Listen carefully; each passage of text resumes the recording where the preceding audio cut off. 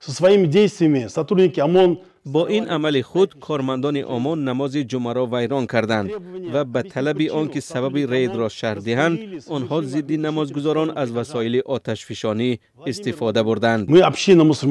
مراجعت نمازگزاران مسجد شهرک کاتلنیکی ولایت مسکو با پرزیدنت روسیه، همون مسجدی که ماه‌های اخیر پیوسته مورد رید پلیس روسیه قرار گرفته پرسر و صدا شده است. آنها به جای نمازگزاری مردم با پای افزال در آمده با یک به احترامی داد می زدند و الفاظ قبیح می گفتند، از زور استفاده می کردند. اینجا گپ درباره عملیات اخیر پلیس می رود که روز 7 ایول در این مرکز انجام شد. مهاجران تاجیکی که آن روز به نماز جمعه آمده بودند با فرستادن نوار از بدرفتاری پلیس با نمازگزاران شکایت کردند. در ویدیو دیده می شود که نمازگزاران را روی زمین خواباندند. پلیس روسیه گفت در این رید چند مهاجر را بازداشت کرده است که گویا حجت بود و باش نداشتند. معلوم نیست که چه تعداد از مهاجران دستگیر شدند. جمعیت مسلمانان کاتلنیک در مراجعه ویدیویی خود گفته است چون این رفتار پلیس در محل نمازگزاری سبب اختلاف در جامعه خواهد شد.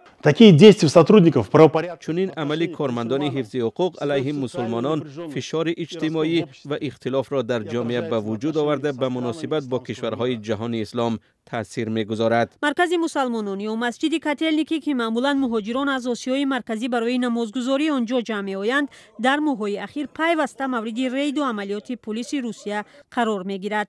عملیات ضد مهاجران تاجیک در روسیه هم محض از همین کاتلنیکی و پس از یک مراجعت گروه از ساکنان آن به ولادیمیر پوتین پرزیدنت روسیه سر شد. آنها دعوا داشتند که محل زیستشان به انکلاوی تاجیکان تبدیل یافته است.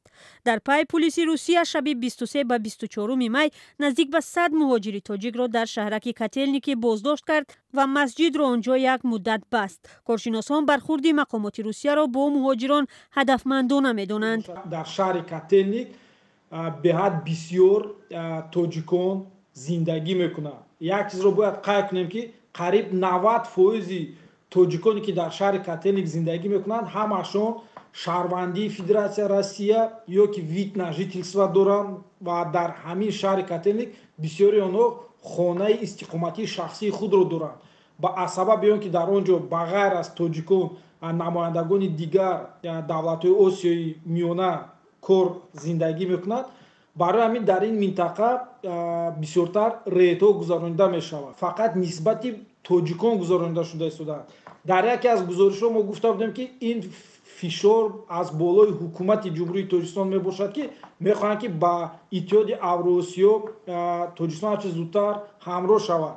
مقامات تاجیک در پی بازداشت و ریدهای دوامدار پلیس روسیه در ماه‌های اخیر واکنش نشان داده تحقیق منصفانه حادثه ها را خواستند، اما بازداشت و عملیات ضد مهاجران ادامه کرد. مهاجران میگویند در جریان این ریدها برخورد بیشتر با زاده‌های تاجیکستان بد است و اکثرا آنها بازداشت و لطوکوب میشوند.